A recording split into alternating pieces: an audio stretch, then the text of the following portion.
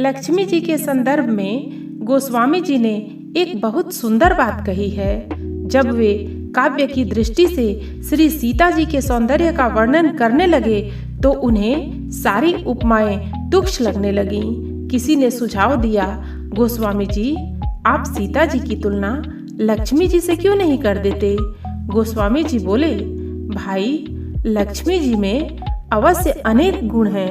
नमस्कार मित्रों, आज हम लक्ष्मी जी की स्थिरता के उपाय के बारे में बात करेंगे।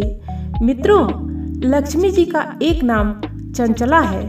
संसार में कहीं भी देखें, कोई घर, कोई समाज, कोई जाति या कोई देश ऐसा नहीं है जो हर समय धनी बना रहा हो, जिसने निर्धनता कभी न देखी हो। ऐसा कोई व्यक्ति नहीं मिलेगा जिसके यहाँ पीढ़ी दर पीढ़ी लक्ष्मी का निवास रहा हो, जिसके यहाँ दरिद्रता कभी न आई हो। जहाँ पर अथाह धन है वहाँ भी धीरे धीरे लक्ष्मी का ह्रास होते देखा जाता है।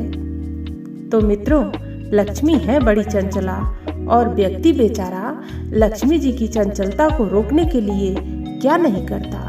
वह बैंक में धन रखता है, तिजोरी में मोटे ताले लगाता है, जाने कितने उपाय करता है, पर लक्ष्मी है कि जब जाना चाहती हैं तब किसी न किसी मार्ग से निकल जाती हैं। जिस चंचला लक्ष्मी को आज तक कोई रोक न पाया, वही यहाँ भगवान के चरणों में अपनी चंचलता को त्याग कर शांति से बैठी हुई हैं। गोस्वामी जी लिखते हैं, देवता जिनका कृपा कटाक्ष चाहते हैं परंतु वे उनकी ओर देखती भी नहीं, वे ही लक्ष्मी जी अपने स्वभाव को छोड़कर प्रभु के चरण बिंद में प्रीति करती हैं। जासु कृपा कटाक्ष सुर चाहत चितव न सोई, राम पदार बिंद रति करति सुभाव ही खोई।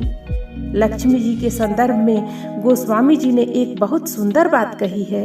जब वे काव्य की दृष्टि से श्री सीता जी के सौंदर्य का वर्णन करने लगे तो उन्हें सारी उपमाएं तुच्छ लगने लगीं। किसी ने सुझाव दिया, गोस्वामी जी आप सीता जी की तुलना लक्ष्मी जी से क्यों नहीं कर देते? गोस्वामी जी बोले, भाई लक्ष्मी में अवश्य अनेक गुण हैं, पर उनके साथ दो जबरदस्त दोस्त जुड़े हुए हैं। विश्वारुणी बंधुप्रिय जेही, कहिय रमासम किमि वै देही। उन्हें अपने विष और वारुणी इन दो भाई बहनों से बड़ा प्रेम है, अतः ऐसी लक्ष्मी जी से जानकी जी की कैसे उपमा हो सकती है? तात्पर्य यह है कि लक्ष्मी जी जहाँ जाती हैं इन दो भाई बहनों को भी साथ ले जाती हैं। संसार में देखा भी यही जाता है।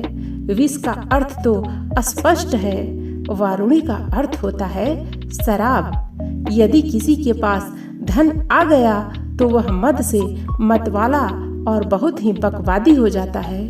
उसकी बुद्धि उग्र हो जाती है तथा उसके हृदय में बड़ा भारी दंभ हो जाता है। भला लक्ष्मी जी का मद किसको टेढ़ा नहीं बना देता और प्रभुता किसे बहरा नहीं कर देती। फिर विष का स्वभाव है मारना।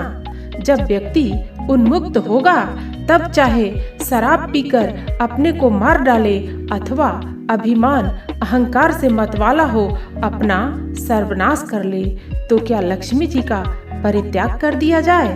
नहीं, एक उपाय करो।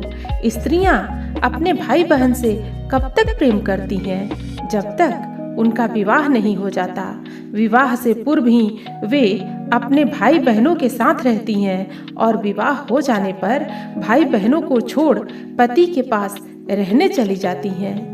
तो जिसके जीवन में नारायण से विवाहिता लक्ष्मी होंगी वे विष और वारुणी को छोड़कर रहेंगी, और जहाँ केवल लक्ष्मी होंगी वहाँ उनके ये दो भाई बहन भी अवश्य रहेंगे। नारायण ही ऐसे हैं जिनके चरणों में लक्ष्मी जी अचंचला हो जाती हैं। लक्ष्मी जी ने चंचला होकर मानो सारे संसार को यह बता दिया कि देखो, इस चंचलता को मात्र मेरी कमी के रूप में मत देखना, यह तो मैं तुम्हें भगवान की ओर जाने का संदेश दे रही हूँ। यदि मुझे बुलाओगे तो मैं कभी भी तुम्हें छोड़कर चली जा सकती हूँ। केवल नारायण ही ऐसे हैं जिनके चरणों को छोड़कर मैं कभी नहीं जाती। यदि मुझे बुलाओगे तो विष और वारुणी को साथ लेकर आऊंगी। आते तुम्हें दुख और कष्ट दूंगी और जाते रुलाती जाऊंगी। अगर मेरा वास्तविक लाभ लेना चाहते हो तो भगवान नारायण के साथ मुझे बुलाओ। मित्रों, कहानी यदि पसंद आई हो तो चैनल को लाइक और सब्सक्राइब अवश्य कर देना। धन्यवाद।